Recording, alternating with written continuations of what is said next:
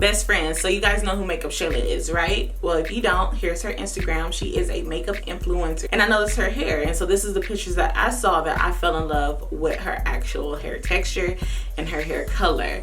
Now mine's look a bit brassy on camera. I'm not sure as to why, but it's not. It's actually like a light golden brownish blondish, like in between. I loved her hair texture. I love how easy and effortless her color job was, and I just wanted to recreate it. I just feel like I'm in love with brown colors and hair right now, so you guys will see me do a lot of highlighted hair tutorials or brown tutorials coming up. I feel like brown works with any skin tone and it works for any season, so I decided that, you know, let's push some brown tones out, you know, you feel me? But anyway, this hair is from Cynosure. This is their Waterwave hair. The longest length I have is 28 inches, and if you guys want to see how I got my hair colored this way, then keep watching. Bye, best friends. So the longest lengths I have are 28 inches. I have two 28s, a 26, a 24, and a 20-inch closure. If you want to see how I make my wigs, I will leave a video at the end of this video for you guys to watch. Alright, so I'm going to use one box of my Revlon 57 Colorsilk Express 9 Blonde Me and 30 Volume Developer. Alright, so this is what my hair looks like. It's very curly to be Waterwave, because Waterwave was usually more looser than this. But basically I'm saying, or showing you on here, is that it's going to go into a gradient effect. So it's going to be the 1B, and then it's going to go into like a dark chocolate kind of looking brown, and then it's going to go into the lighter brown. So that's what I'm doing right here. Basically, I decided that I was just gonna bleach out the ponytail, and so you want your consistent a little bit runny, because it's easier to go through each hair strand, so you won't have to do another bleach. Alright, so I only had to bleach this one time, and so I'm gonna go through the ponytail and apply the bleach with my hands. Just make sure that I massage it in there. You want to be very thorough with this. Again, you don't want to have to go in and bleach another time, but if you do want it lighter, you can leave your bleach on longer than I did. I think I left mine on for about like 25 minutes. I did use heat. You will see me use heat, and I left the heat on there for about 5 minutes, and then I let it just process. So if you do want a lighter, you could just leave it on a bit longer. I think for bleach it's about 45 minutes until it stops processing.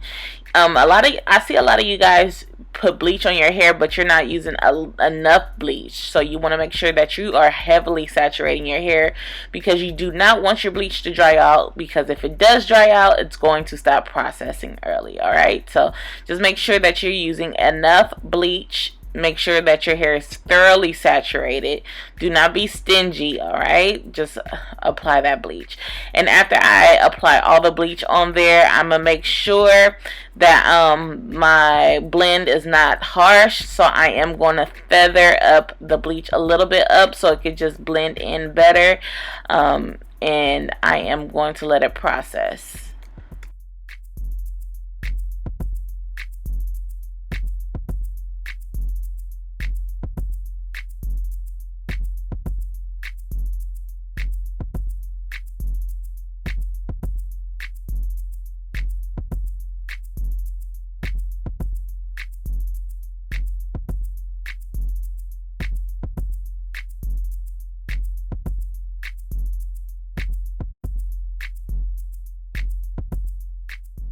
After I feather it up and I make sure that everything is blended, I'm going to take a plastic bag and my processing cap, or my blow dryer cap, and I have one for my natural hair and I have one for my wigs. And I like to use this cap because of the fact that it just helps dry my wig super fast, or it helps me process my hair super fast. So I like to put it on warm, and I'll let it go for about 5 minutes and let it process. And once it's processed, this is what it's gonna look like. Like I said, you could stop at this tone, or you could go even higher, rinse it out, wash it, and then you know, apply your bleach again. But that was perfect for me. That was the tone I wanted.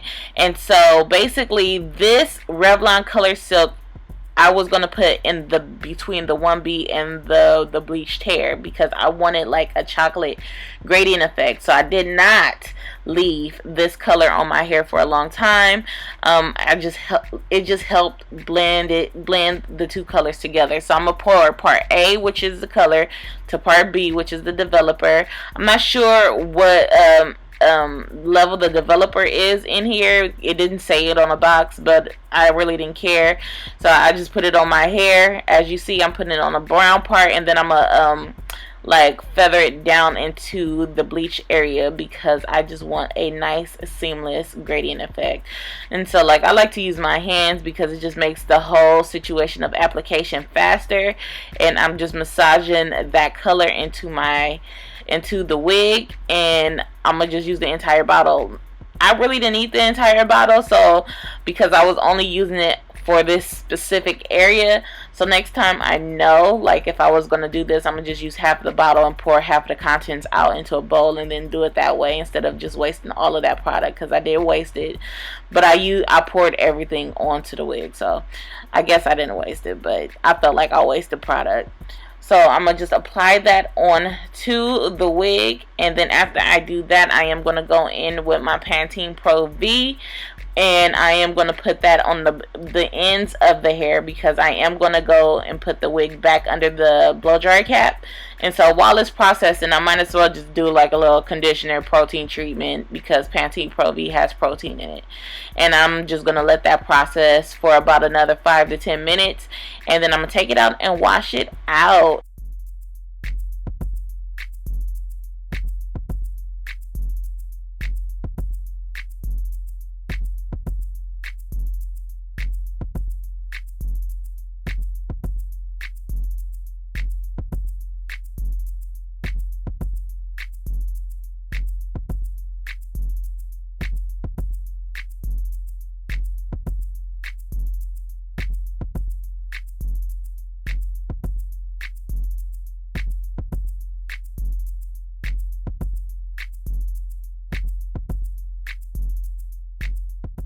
Then if you guys are making wigs or wearing wigs, you definitely need a wig stand in your life and this blow dryer cap, okay? Like these are two essential things, because I found like, because I started using this blow dryer cap, it dries my wig so fast. Like I don't have to let them air dry. I just put the cap on them, and then it'll be dry in about 15 minutes, and I love it.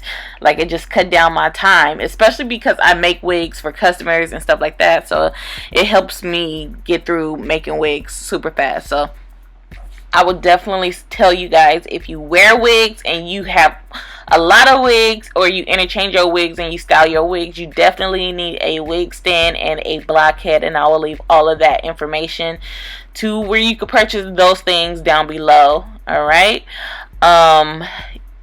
what else? This wig actually took me about 3 hours to make. Like from the beginning of creating the wig to it doing the color, to me being, to the wig being completely dry, it took about three hours, and that's actually really good for me. And I am impressed by how the curl pattern just stayed, or the wave pattern stayed in his hair, especially after I bleached it and then did a color process on it as well. So yeah, you guys, I hope you guys enjoyed this video. If you have any video ideas, let me know down in the comment section. And yes, until next time, bye best friends.